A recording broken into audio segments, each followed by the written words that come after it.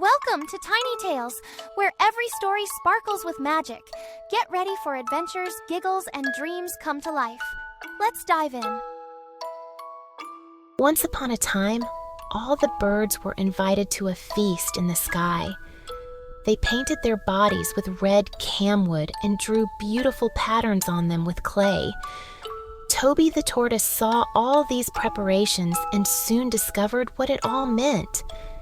As soon as he heard of the great feast in the sky, his throat began to itch at the very thought. Toby had no wings, but he went to the birds and asked to be allowed to go with them. "We know you too well," said one of the birds.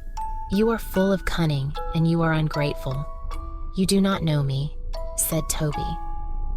"I am a changed man. I have learnt that a man who makes trouble for others is also making it for himself."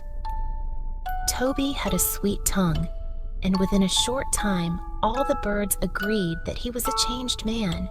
At last, the great day came, and Toby was the first to arrive at the meeting place. Toby was very happy and voluble as he flew among the birds, and he was soon chosen as the man to speak for the party because he was a great orator. "There is one important thing which we must not forget," said Toby. "When people are invited to a great feast like this, they take new names for the occasion." None of the birds had heard of this custom, but they knew that Toby, in spite of his failings, was a widely traveled man. And so, they each took a new name. When they had all taken new names, Toby also took one. He was to be called All of You. At last, the group arrived in the sky, and their hosts were very happy to see them. Toby stood up in his many-colored feathers and thanked them for their invitation. His speech was so eloquent that all the birds were glad they had brought him. Their hosts took him as the king of the birds, especially as he looked somewhat different from the others.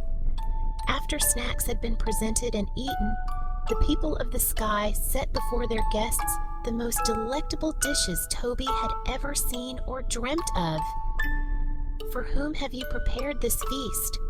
Toby asked, rising from his seat. "For all of you," replied the sky host. "You remember that my name is All of You," Toby said slyly. "They will serve you when I have eaten." And so Toby ate the best part of the food and drank 2 jars of wine, so that he was full of food and drink, and his body filled out in his shell. The birds gathered round to eat what was left, and to peck at the bones he had thrown all about the floor. Some of them were too angry to eat. They chose to fly home on an empty stomach. But before they left, each took back the feather he had lent to Toby. And there he stood in his hard shell full of food and wine, but without any wings to fly home. He asked the birds to take a message for his wife, but they all refused. In the end, Peggy the parrot, who had felt more angry than the others, suddenly changed his mind and agreed to take the message.